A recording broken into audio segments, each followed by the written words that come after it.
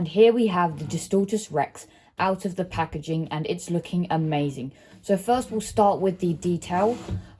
Let's take a look at the head. We can see some very nice patterning here, some brown splatters. Now the paint, yes, you could say it's lacking, as the brown paint doesn't go all the way down to the tail, but you have to understand that we have painted toenails and some brown here, and also an underbelly to the figure as well, so that's really nice. So I'd rather have an underbelly and painted toenails than have the brown continue all the way down to here. If we take a look at inside the mouth, we can see some very nice, we have the new rubber teeth. They look really nice. We have some glossiness to the inside of the mouth to, replicate saliva. Big bulbous head. If you take a look at that from the front, that looks very deadly, very nice, really cool. Definitely a really scary theme for this new mutant or hybrid. We'll take a look at the action feature in a second. First, we'll do posability. Now, posability for this figure, the arm can go out that far, but it doesn't really stay there as the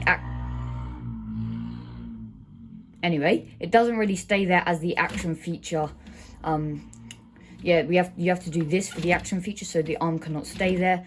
The arm can stay like this if you want to pose it like that, and I guess the wrist has a little swivel as well. Other side, this arm can't really move. It can move like that a little bit, a bit forward. Can't really move. Anyway, the arms inside, the other arms, they're just dangling there like that as the action feature. As when you shake it, the action feature will shake the arms as well, so you can't move the arms. And then the legs can move as well if you want to get this thing higher up, which this actually looks really nice. This is around the size of the D-Rex in the movie, I would say.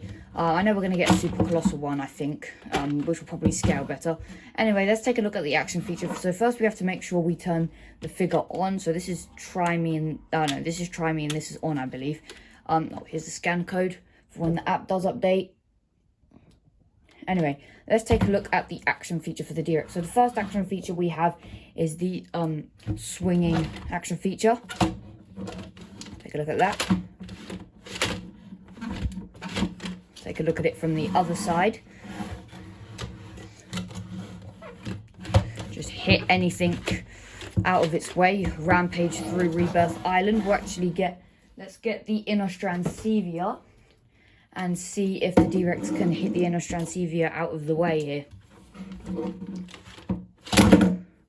Yeah, I think it would work better with a human figure, and I don't have a human figure on me at the moment. Let's take a look at the Inostrancevia. Now let's take a look at the actual action feature, the more anticipated one. Okay, here is the action feature for the Distortus Rex.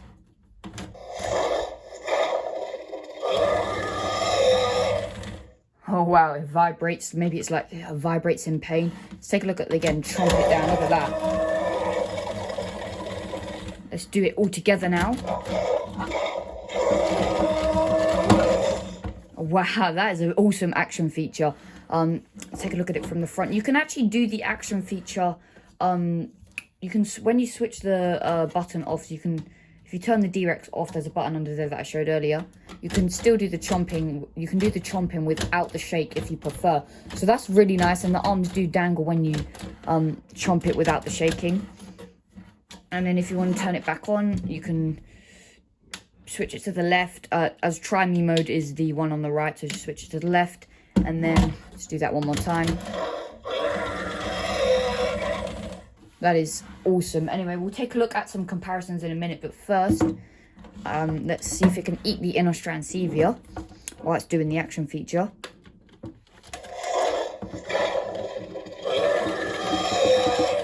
That's awesome. Anyway, we'll take the Inostrancevia away. Review coming soon on this. Let's take a look at some comparisons. So here we have the Distortus Rex compared to the Inostrancevia. I do not have a Mattel human, but I made this, the guy at the beginning of the second trailer that it says to open the door and dies. This is around the size of a Mattel human, so I just put that next to the D-Rex.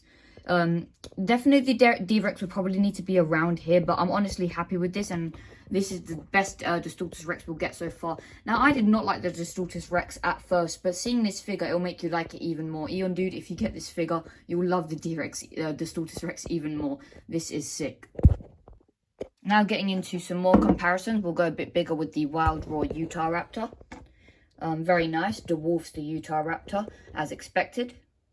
Now we're going to get into the hybrids of InGen. I know the Spinosaurus, Jurassic Park 3 Spinosaurus isn't a hybrid of InGen, but it was slightly a hybrid. There's a theory on how the Spinosaurus in Jurassic Park 3 was kind of a hybrid. But anyway, here is the Jurassic Park 3 Spinosaurus, the Mattel one, compared to the Distortus Rex. The Distortus Rex is bigger, but the Spinosaurus is slightly longer. And obviously, if you put the D-Rex up on its two legs, I guess you could say hind legs, it definitely dwarfs it. Here we have the Distortus Rex on its two-leg, hind legs, I guess you could say high, really high up.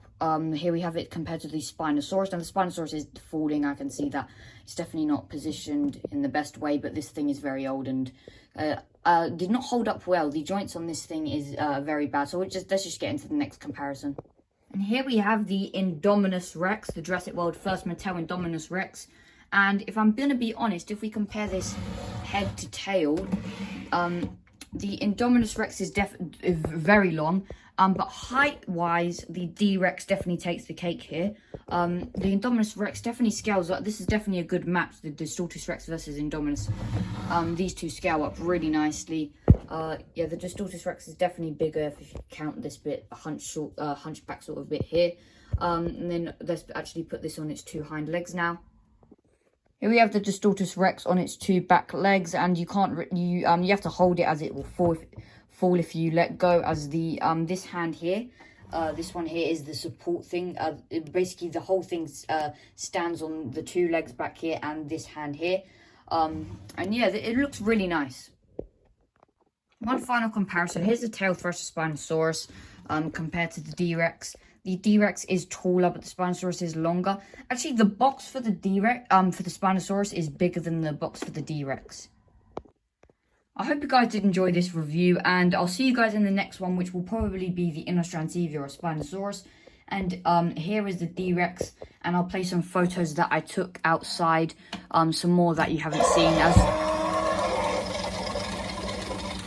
Oh wow, as I did play some photos in the beginning of this video. See you guys in the next video. Peace.